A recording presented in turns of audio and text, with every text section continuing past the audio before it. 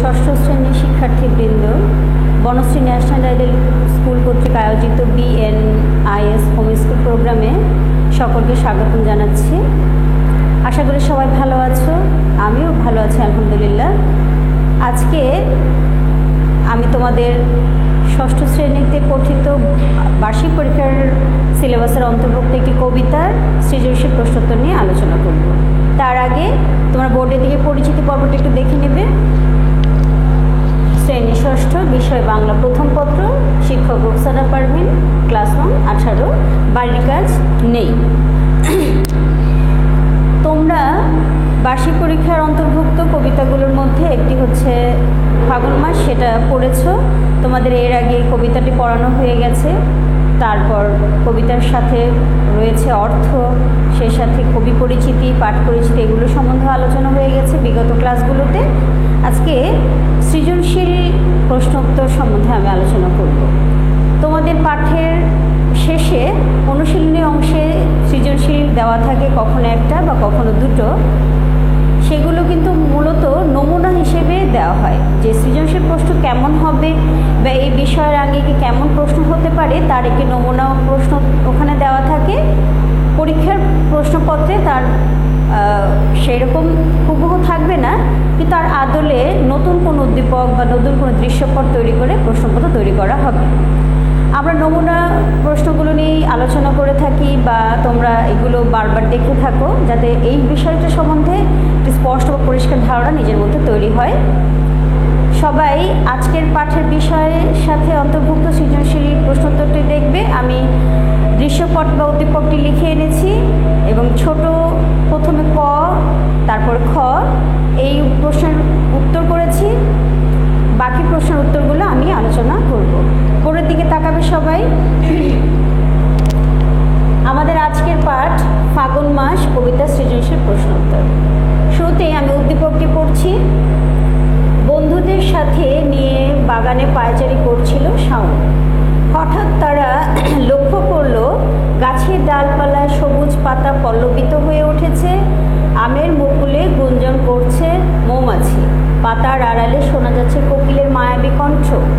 তখন সবাই বুঝতে পারল প্রকৃতিতে ধ্বনিত হচ্ছে বসন্তের আগমনী বার্তা।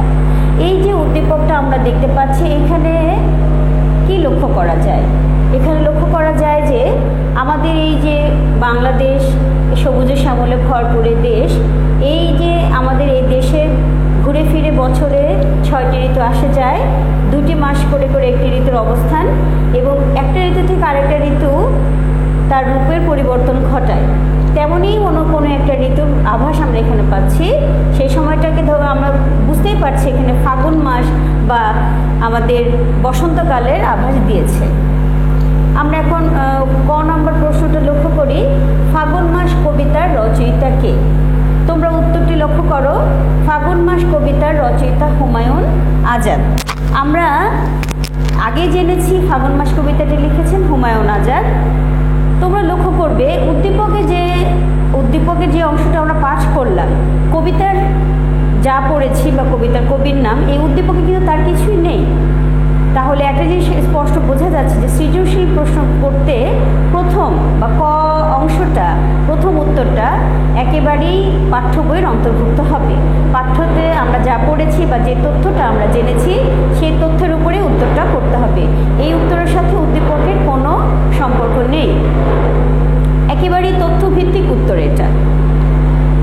তারপর খ নম্বর প্রশ্নটা লক্ষ্য করো।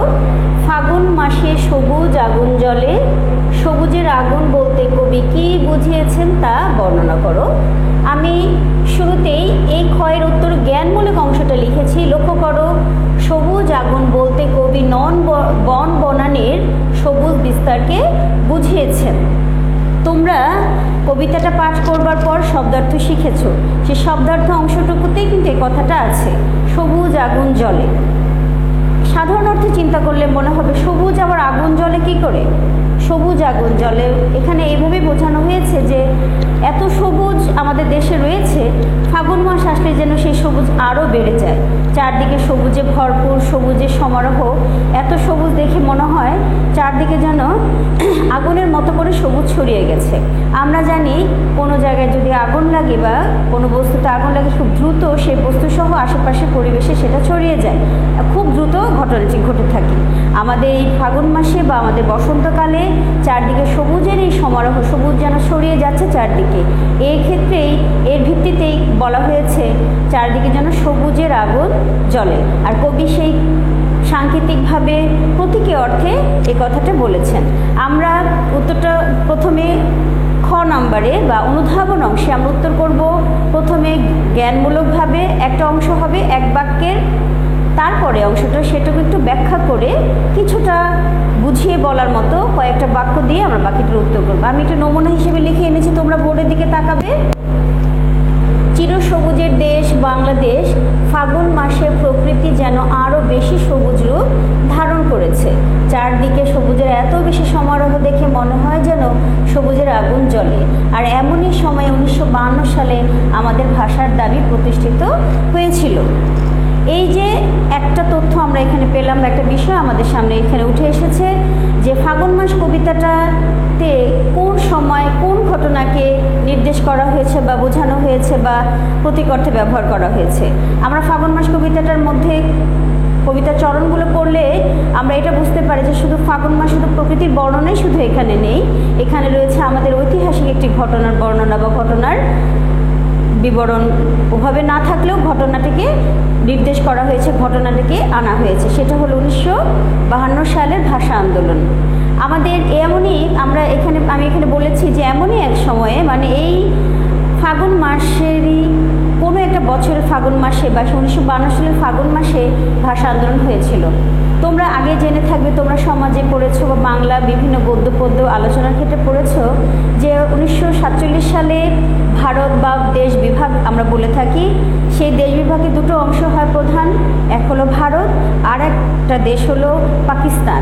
পাকিস্তানের আবার দুটো অংশ, এক পশ্চিম পাকিস্তান আর একটা হলো পূর্ব পাকিস্তান। তোমরা ক্লাস 3, 4, 5 বিভিন্ন ক্লাসে বিভিন্ন শ্রেণীতে তোমরা এর আভাস পেয়েছো, বিভিন্ন গল্পের ছলে সেটা এসেছে। আমাদের এই ঐতিহাসিক ঘটনার আরেকটা নতুন আমরা দেখতেছি ফাগুন মাস কবিতাটার মধ্য দিয়ে সেই আমাদের 1952 সালের ফাগুন মাস 52 সালের ভাষা আন্দোলনটাকেই বোঝানো হয়েছে। তারপরে রয়েছে গ নম্বর প্রশ্নটা, দেখো উদ্দীপকের দৃশ্যপটে ফাগুন মাস কবিতার কোন অংশের সঙ্গে সাদৃশ্যপূর্ণ ব্যাখ্যা করো। ফাগুন মাস কবিতাটা তোমরা যখন পাঠ করবে বা আমরা যখন পাঠ করেছি, দেখা যায় প্রথম দিকে ফাগুন মাসে আমাদের প্রকৃতি কেমন রূপ ধারণ করে তার একটা রূপ বা তার একটা রূপ আমরা সেখানে দেখতে পাই কবিতাটিতে, বা তার একটা বর্ণনা আমরা দেখতে পাই।